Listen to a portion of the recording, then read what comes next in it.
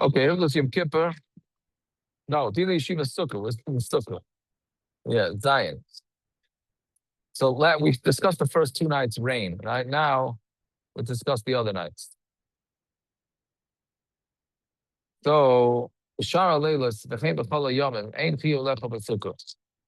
Other nights and on other days, it's not a chiyuv to eat in the sukkah. Meaning, Elashim who writes a lefel of chilas keva elisha. And if you want to eat a chilas keva or sleep, tzarach lefel elisha b'sukkah, then you have to eat and sleep in the sukkah. Meaning the same thing with matzah on Pesach. You're not mechuyev to eat matzah the rest of the days of Pesach. If you want to wash, you have to have matzah. Homa achilas keva. What is a set achila? Pas yosim mikabetza, eggs more, bread more than an egg's worth. Afilu lekava love, even if you were not kaveh asudav. Afilu he pas kisnin, even if it's mezainis. For paying tafshel atzime heimine dagan.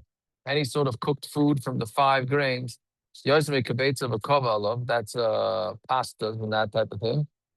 Now the kava love is a little tricky. What does that mean? Kaveya, meaning if you're eating it for a meal. So if it's pasta, then not. Right?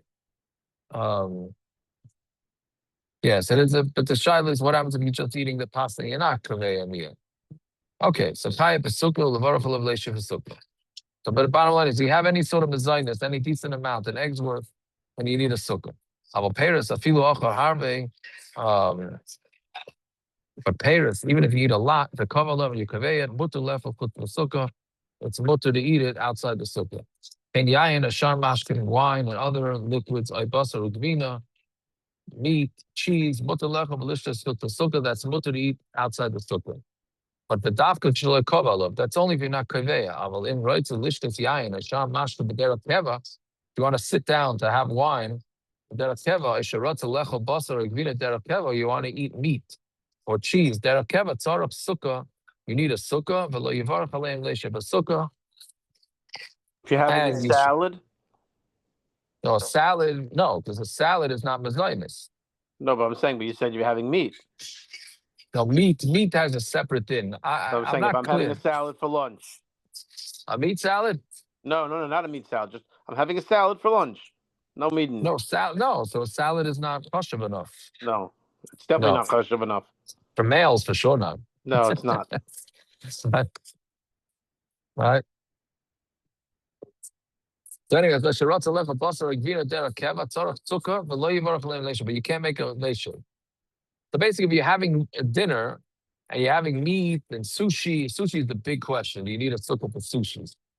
So Pashas, you don't need a sukkah for sushi. But if you're sitting down to a sushi supper, then l'chayr you do. That's what sushi?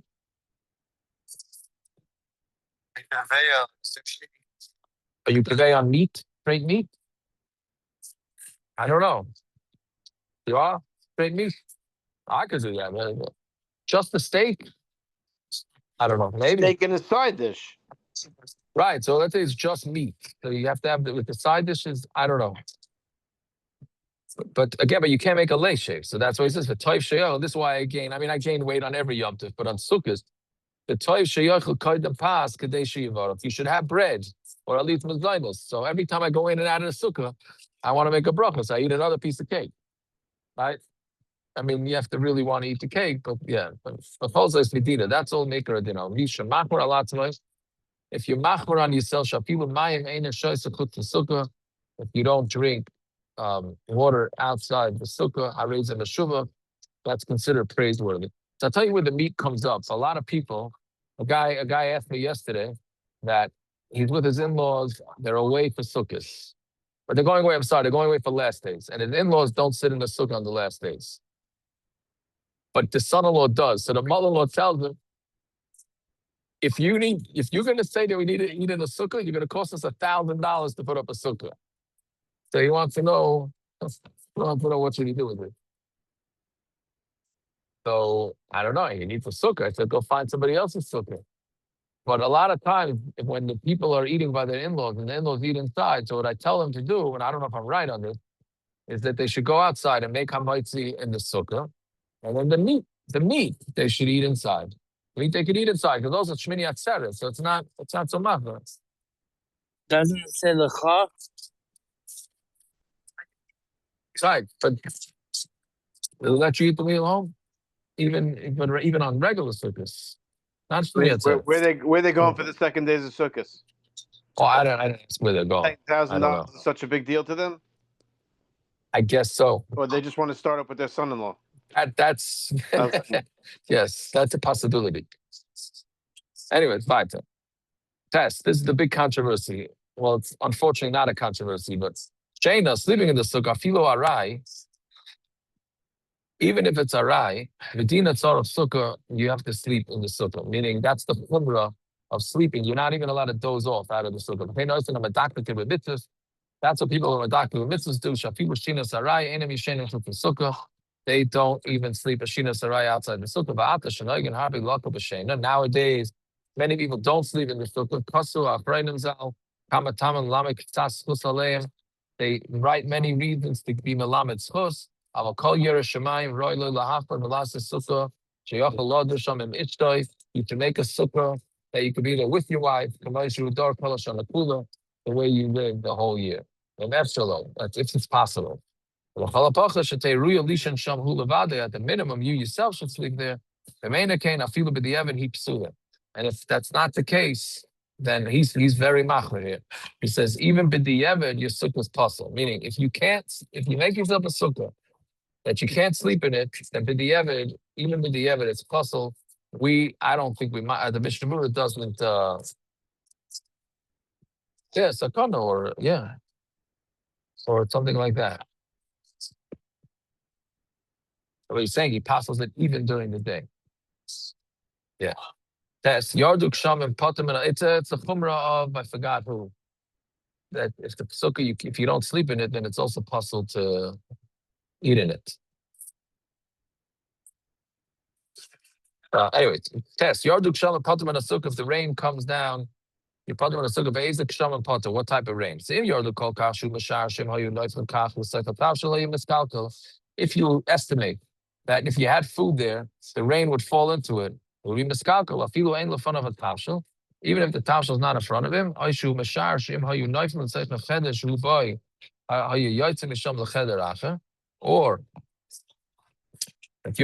that if it falls into in the room that he's there, he would leave that room.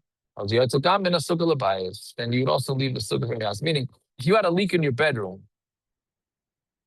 as long as you'd stay in your bedroom and not leave your bedroom, you have to sleep in the sukkah or stay in the sukkah. If you would leave your bedroom or you leave your dining room, wherever it is that you're sitting, because of whatever dripping down, then you would leave the sukkah too. If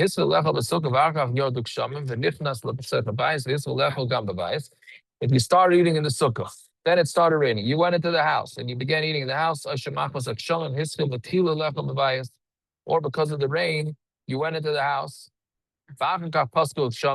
And afterwards, the rain stopped. You finished your suda in the house. You're not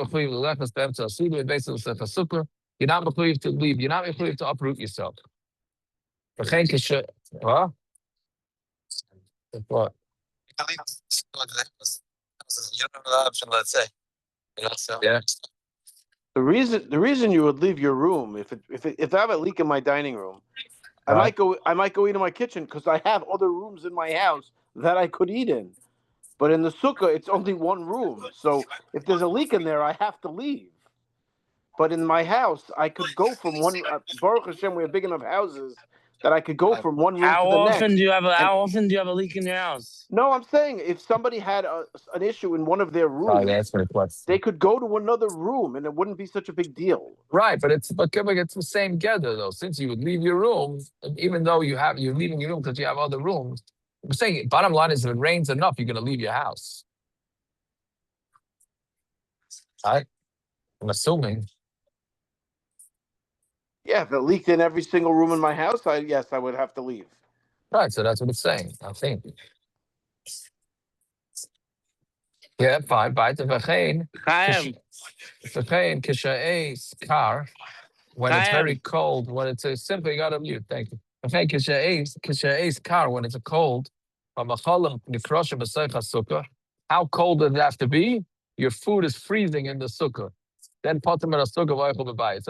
I think this year's supposed to be pretty nice. Siberia. People ask, how cold does it have to be? Well, the kids are talking about Paskin, your food has to get frozen. So that's pretty cold. That's pretty cold. Right? Yes, you gotta be further in the sukkah. But okay, the Phoenix people are not on now. Fine. Even though l'chayra, if you're in your house and you have no heat, you're gonna leave your house even if your Negelwasser water next to your bed didn't freeze. I would think.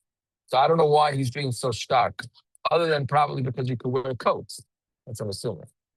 Okay, Yodelin Shina Basuka, sleeping in the sukkah, Gam Kishama Watan Habitzalishin, even a little bit of rain, meaning the Yachalotz you can leave, meaning if it rains a little bit in the middle of the night, it has to be a much lighter rain for you to be puffing.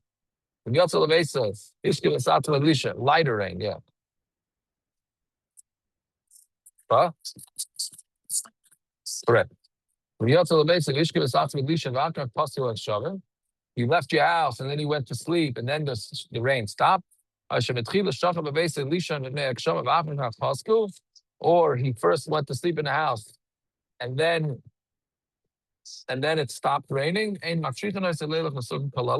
have to go the whole night. You sleep in your house until the morning.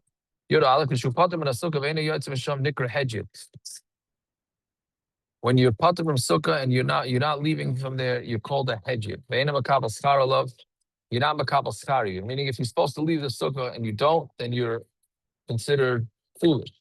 And you're not allowed to make a bracha because it's a bracha levatala. But when you leave because of the rain, don't kick off the sukkah and run out and say great. No, go out humble. Like an Eved who his Rebbe through his he served his Rebbe wine, and his Rebbe went and poured it on him. And he poured it on his face. Right? One more, you base. Good base. No, you can change with sukkah keva. The minig is that you don't make a leisha with sukkah only when you're eating as pilas keva. The no, you can the minig is first you make a bracha hamaitzi v'afkach leisha with sukkah koydem shetayim before you taste it.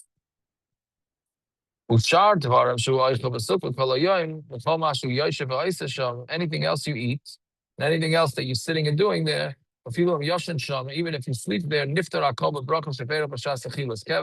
you all potter with the first bracha you made until you eat another time. Meaning, basically, if you sit in the sukkah all day, you only make one leisha. And if you don't leave to do business or to go, doesn't mean business, to take care of whatever you need, or to go to shul. Since you made one bracha, you don't need to make a second bracha to eat. And even all 7 days,